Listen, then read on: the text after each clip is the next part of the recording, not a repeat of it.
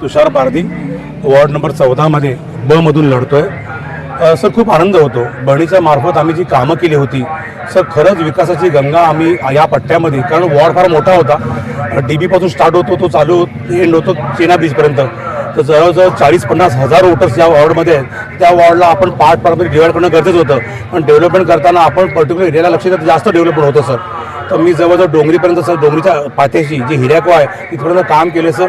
तुम्हाला मी सांगतो की आमच्यामुळेच या पूर्ण बिल्डिंग लाईनला, कारण मेहताजींनी ओपनिंग केलं होतं, आमच्याकडे सगळे प्रूफ्स असतात, तर मेहताजींनी ओपनिंग केलं होतं आणि आम्ही महानगर गॅस या सगळ्या बिल्डिंगला आता महानगर गॅस आला आहे। नंतर तुम्हाला माहिती आहे पाण्याच्या दोन टाक्या या संघवी इकोसिटीमध्ये बनल्यात। आमच्या काळामध्ये एक चांगलं सुसज्ज असं प्राथमिक आरोग्य केंद्र जे आमच्याकडे आहे संघवी इकोच्या जवळ, एक तलाव, नाला, सर इन्फ्रास्ट्रक्चरला जे करता येईल। आमच्या स्ट्रीट लाईट्स वाढल्यात भरपूर। नंतर तुम्हाला मी सांगतो की समाज मंदिर, आज आमच्याकडे आदिवासी पाडे आहेत, तर आमच्या दलित विषय निधीमधून आम्ही समाज मंदिरचं बांधकाम केलं। आता तुमच्या जवळ एक समाज मंदिर चालू आहे, तिथे अनेक बड्डेज होतात, हळदी होतात, लग्न होतात कोणाची, तर समाजकार्य करत करत आज यापर्यंत पोहोचलो की बहिणीनंतर आता मला माझ्या पक्षाने मला उमेदवार दिले आणि आता मला फार आनंद वाटतो की विकासाबद्दल जे आम्ही वोट मागतोय त्या लोक एवढ्या उत्साहाने आम्हाला मी हॅपी आहे सर की लोक मला माहिती आहेत की आम्हाला फार मोठ्या मताने आम्ही जिंकू सर। सर तुमचा प्रभाग क्रमांक 14मध्ये चैना काजूपाडा या ठिकाणी तुमच्याबद्दल निगेटिव्ह बोललं जातं सर। बिलकुल रॉंग आहे। मी तुम्हाला सांगतो त्याचे कारणं काय आहेत सर। आम्ही गणेश नाईक साहेबांना आत्ताच रिसेंटली भेटत होतो 2-3 महिन्यापूर्वी, आता एकदा इथे जनता दरबारात पण भेटलो होतो आणि आम्ही ते वाशीला पण गेलेलो खास। काय झालं सर, हा फॉरेस्ट एरिया पडतो सर। मी उच्च शिक्षित इंजिनियर आहे सर। आम्ही नॅशनल पार्कला पण 4 वेळा गेलो होतो, उरणला पण गेलो होतो 2-3 वेळा। तर आम्ही तिकडे गेल्यानंतर आम्ही अनेक वेळा पेपरवर्क केलं आहे की यांना स्मशानभूमी असू दे, पाण्याची सुविधा असू दे, पण फॉरेस्टचे जे प्रश्न एवढे जटिल असतात की ते लोक त्यांना आम्हाला लोक त्यांनी आन्सर दिले नाहीत, त्यामुळे ते काही प्रश्न प्रलंबित झाले। गणेश नाईक साहेबांना आम्ही प्रत्येक दाखवलं। आता मी तुम्हाला एक एक्झाम्पल देतो। आमच्याजवळ बाबळीचा पाडा आता एक आदिवासी पाडा आहे, बाबळीचा भाट, तिकडे सर MIDC पासून ते बाबळीचा पाडा फक्त 500 मीटरचं अंतर आहे, फक्त 400-500 मीटरचं अंतर आहे, पण तिथे रोड नाही आहे। तर आम्ही गणेश साहेबांना स्वतः तो व्हिडिओ दाखवून प्रूव्ह केलं की काही पाडे असे जवळ आहेत तर तिथे तरी आम्हाला तुम्ही सुविधा द्या। त्यांनी मान्य केलं की आदिवासी पाड्याकडे फॉरेस्टच्या काही अटींमुळे दुर्लक्ष होतं आहे आणि त्यामुळे, कारण हे सगळे पाडे जे आहेत ते दुर्गम भागात आहेत, त्यामुळे तिथे नगरपालिकेमार्फत डेव्हलपमेंट करताना त्रास होतो सर। तर आम्ही अनेक ठिकाणी कामं केले सर, अनेक ठिकाणी PCC वर्क केलं होतं। आम्ही सगळ्यांचा मिळून एक फंड वापरून दलित निधी वापरला होता ज्योत्स्ना मॅडमचा, तसं कामं झालेत। काय होतं, विपक्ष जो असतो ना, जो दुसरे जे पक्षाचे काम न करता फक्त लोकांना आरोप करतात, त्या लोकांचं काम असं सर की काहीतरी मुद्दामून विषय काढून लोकांना आरोप करणं, त्या टाईपचं सगळं चाललं आहे सर। प्लीज या गावठांमध्ये 4000 मतदार काय असणार सर? बघा, चांगला प्रश्न तुम्ही विचारलात, मला याचं उत्तर द्यायचंच होतं। मी तुम्हाला सांगतो, आम्ही गाव कमिटी पण बनवली, कारण मी जेव्हा बहीण नगरसेवक होती तर मी ठरवलं की आता गावाचा प्रश्न आहे, इथे काही राजकीय भूमिका न घेता मग आम्ही सगळ्या गाव कमिटीमार्फत जवळजवळ 10 ते 12 हजार आम्ही सह्या घेतल्या लोकांच्या। आम्ही दोन्ही आमदाराकडे गेलो होतो, दोन्ही आमदारांनी आम्हाला ठीक आहे की एक आश्वासन दिलं होतं, पण नंतर मेहता साहेबांनी या मॅनिफेस्टोमध्ये, आमच्या मिराबादच्या मॅनिफेस्टोमध्ये आमच्या महाजनचा प्रश्न मांडला आणि फार लवकर एक फुटओव्हर ब्रिज, तर तुम्हाला मी सांगतो एक भरपूर सगळे ॲक्सिडेंट म्हणजे 4-5 मृत्यू पण झाले होते, असे अपघात झाले होते, ते इथे आता घडणार नाही त्याची मी खात्री करून घेतो।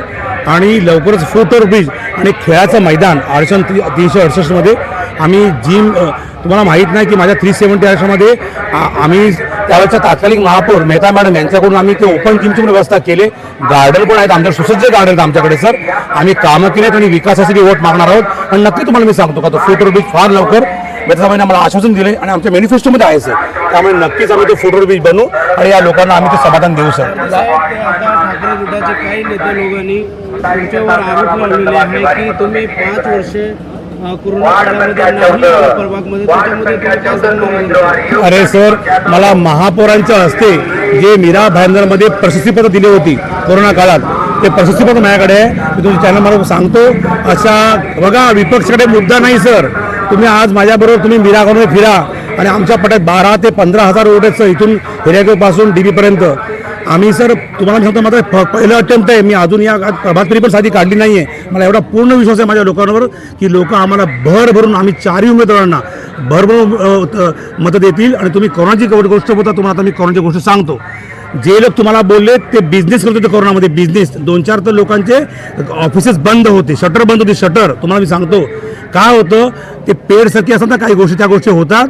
आम्ही कोरोना काळात पालघरला जाऊन जवळजवळ मी जर राहणार 10,000 किलो तांदूळ आणला होता या गावात आणि आम्ही दररोज तर जेवण करत होतो आम्ही लोकांसाठी. कमलेश नगर, बाबलीच्या पाटला, माझी मुलं, ही सगळं जी माझी टीम आहे, आमचं तुळजाभवानी मित्र मंडळ आहे सर, रजिस्टर मंडळ आहे, माझी दहीहंडी पथक आहे, या आम्ही मार्फत आम्ही घराघरात जाऊन ते जेवण देत होतो. दररोजची 2 कुक आमच्याकडे काम करत होते. महापौर म्हणून ते सगळं बघितलं होतं आणि वीराबादाने फार कमी लोकांना तरी प्रशस्ती दिलं, त्यातलं 1 प्रशस्ती मला दिलं कोविड काळातलं सर. गेल्या 15 वर्षापासून या ठिकाणी एक सर खरं सर मी पण मला माहिती आहे की ते ज्या हार अपेक्षामधून ते गेले, पण तुम्हाला माहिती आहे की सर आता भरपूर चेंज झालं आहे. तुम्ही बघताय की तिथे 3-4 प्रशस्त इमारती उभ्या राहिल्या आहेत आणि आता आम्ही मेहताजींना पण त्या दिवशी हाच विषय सांगितला की सर आपण एवढं डेव्हलपमेंट करताय पूर्ण शहराचं, जेव्हा आमची बॉडी बनेल, आमचे महापौर बनतील भारतीय जनता पार्टीचे, मी तुम्हाला नक्की आश्वस्त करतो की आम्ही या लोकांना आता तिथे आता फार मोठा आता पार्ट राहिला नाही आहे. भले त्याला लेट झाला आहे, काही अनेक कचाट्यामध्ये तो अडकला होता, नंतर आता तो पूर्ण सॉल्व्ह होत चाललाय. फार लवकर त्या राहिलेल्या लोकांना पण आम्ही ती घरं देऊ. महाराष्ट्रामध्ये गाजलेली लाडकी बहीण योजना ही योजना आहे, देवेंद्र फडणवीस साहेबांनी सुरू केलेली आहे. जनतेला आणि या लाडक्या बहिणींना तुमच्या माध्यमातून काय संदेश असणार आहे? सर बघा, देवाभाऊंचे मी खूप खूप आभार मानतो. तुम्हाला मी सांगतो की याच ऑफिसमधून जवळजवळ 1,300 लोकांचे फॉर्म आम्ही भरले होते. त्यांना आम्ही देवाभाऊंच्यामुळे आणि महाराष्ट्र सरकारमुळे, भाजपा शिवसेना सरकारमुळे ही जी योजना एवढी यशस्वी झाली होती. आणि ज्या बायकांना, महिला भगिनींना 1,500 रुपये दर महिन्याला, सर तो तुम्हाला मी सांगतो, आपण म्हणतो 1,500 रुपये, पण तो एक हातभार लागतो, तो फार महत्त्वाचा असतो सर. त्या बहिणी खुश होतात आणि तुम्हाला मला माहिती आहे या वोटिंगच्या माध्यमातून ते कळेल का त्या किती खुश आहेत. आणि मला पूर्ण विश्वास आहे का त्या लाडक्या बहिणींचा आशीर्वाद आणि माया माझ्यावर एवढी आहे की आम्ही भरघोस वोटनी जिंकू.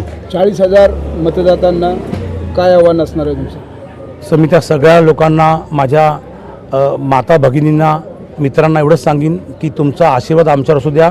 फक्त आणि फक्त विकासाबद्दल मी बोलतो. मी जेव्हा जेव्हा बोलतो मी त्यांना सगळ्यात सांगतो की माझी जी जात आहे, त्या जातीमधून एवढा मोठा एक इंजिनियर बनला. सर मी व्हिजिटेचं बी मेकॅनिकल आहे. या आमच्या जातीमध्ये एवढं मोठं शिक्षण कोण घेत नाही. मला माझ्या समाजासाठी भरपूर काही करायचं आहे आणि त्या समाजासाठी मी एक आशेचा किरण ठरावा आणि त्याच्यासाठी मी माझं आयुष्य वाचावं अशी माझी इच्छा आहे. आणि मी सगळ्यांना सांगतो की तुम्ही डेव्हलपमेंट आणि डेव्हलपमेंटला वोट करा सर. फुले शाहू आंबेडकर चळवळीसाठी तुमचं योगदान काय असणार आहे इथून पुढे? सर मला तो समाज, आमच्या ज्योत्स्ना मॅडम ज्या त्या समाजातून येतात, त्यांच्या मार्फत मी अनेक वेळा त्यांच्याकडे जात असतो. त्या दिवशी पण आम्ही त्या महामानवाला अभिवादन करत असतो. माझा आदर्श आहे सर, एक जसे शिवाजी महाराज हे माझे आदर्श आहेत, जसे बाबासाहेब आंबेडकर आमचे आदर्श आहेत. त्यात तुम्हाला एक सांगतो सर, आम्ही उच्च शिक्षित आहोत. भरपूर आम्ही इन्स्पायर होऊन त्यांची सगळ्या गोष्टी मी वाचल्या सर. त्यांच्याकडून मी इन्स्पायर्ड आहे. त्या महामानवाला वंदन करून मी तुम्हाला सांगतो की जे त्यांच्या अनेक बहिणींना आम्ही त्या लाडक्या बहिणींचे फॉर्म भरले होते. आम्ही मेडिकल कॅम्प होते, त्यातल्या एका बहिणीचा पूर्ण बायपास सर्जरी, एका बहिणीच्या मिस्टरांची बायपास सर्जरी आम्ही इथे केली होती, मोफत केली होती. मी सर 2-3 हॉस्पिटल टायअप आहे. कारण हे करत असताना मी सर आतापर्यंत इथे 23 मेडिकल कॅम्प झालेत. आमच्या विभागात 2 मोठे ब्लड कॅम्प झालेत. आम्ही सर भरपूर आरोग्यासाठी, हेल्थ इन्शुरन्ससाठी काम करतो. आणि मी तुम्हाला सांगतो का तो समाज पण माझ्याबरोबर फार खंबीरपणे उभा आहे सर. तुम्हाला मतदान करावं म्हणून जनतेला काय अपील करतो? सर नक्कीच सांगेन की डेव्हलपमेंटला वोट करा. एक तुमच्या गावातला आणि तुमच्या एरियातला एक असा बांधव आहे जो त्याचे आईवडील दोघं शिक्षक, आणि तो तुम्हाला अपील करतो की आमच्या आईवडिलांचं एक गावातलं कार्य आणि माझं एक कार्य, माझ्या बहिणीमार्फत मी केलेलं काम, या कामाच्या बद्दल मला वोट करा असं मी त्यांना विनंती करतो. एवढ्या मोठ्या प्रमाणात या ठिकाणी समाजकार्य करता, युवकांसाठी तुमची काय भूमिका असणार आहे? युवकांसाठी जसं आता तुषारदादा भाजपमधून ब गटातून उमेदवारी त्यांना मिळाली, त्यांच्या बहिणीमार्फत त्यांनी 5 वर्ष या मीरा गावठण आणि काशी मीरा प्रभागासाठी भरपूर असं काम केलेलं आहे. तुषारदादा एक स्वतः खेळाडू असल्यामुळे आणि मी पण सुद्धा तुळजाभवानी मित्रमंडळात गेली 15 वर्ष कर्णधार होतो. आणि या माध्यमातून मी भरपूर वेळा आमदार साहेबांना पण सांगितलं की मीरा गावठण आणि आपल्या काशी मीरा प्रभागामध्ये खेळाडूंसाठी काही व्यवस्था झाली पाहिजे. त्या अनुषंगाने मेहता साहेबांना पण सांगितलं आहे. मेहता साहेबांनी त्या दिवशी आम्हाला भाषणामध्ये प्रॉमिस केले की आरक्षण क्रमांक 370मध्ये नक्कीच आम्ही खेळाचं मैदान बनवू आणि गावठणच्या मुलांना तिथे खेळण्यासाठी जागा उपलब्ध करून देऊ.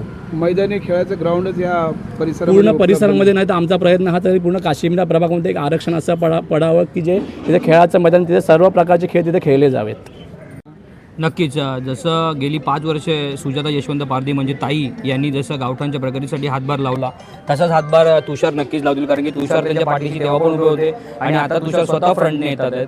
तर मगाशी तुम्ही एक प्रश्न विचारला की कोविड काळामध्ये तुषार यांचं योगदान नव्हतं.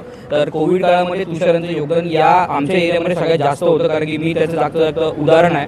आम्ही लोकांनी हेल्प केली होती. लोकांना घरी रातोरात आम्ही लोकांनी ज्यांना आणण्यासाठी अन्न पण नव्हतं खायला, त्यांना आम्ही राशन वगैरे सगळं पुरवलं होतं. आणि आम्ही 2 वाजता 3 वाजता जी आमची पूर्ण तुळजाभवानी मित्रमंडळाची जी टीम आहे तुषारदादांची, आम्ही रात्रंदिवस काम करत आहोत त्यांच्यासाठी. तर नक्कीच तुषार निवडून येण्यासाठी तुम्ही जनतेला काय अपील करू इच्छिता? आपल्याला मोस्टली पब्लिकली स्टंट जे असतात ते लोक करतात आणि आपण त्यांना नेहमी सपोर्ट करतो. तुषारला त्या गोष्टीची काही गरज नाही आहे आणि लोकांना माहिती आहे की तुषार यांनी 5 वर्षामध्ये किती काम केलं, ताईंनी 5 वर्षात किती काम केलं आहे. तर नक्कीच लोकांना फक्त दिसतंय की आपल्या आजूबाजूला जेवढे चेंजेस होत आहेत ते फक्त आणि फक्त तुषार पारधी आणि BJPमुळे होत आहेत. त्यामुळे भारतीय जनता पार्टीला लोक नक्कीच मोठ्या ह्याच्याने वाट बघतात आणि नक्कीच सगळे आम्ही लोक जे आमचा पूर्ण एरिया आहे गावठांचा, आम्ही वाट बघतोय की 15 तारीख कधी येते आणि आम्ही कधी दणका साजरा करतोय मोठा.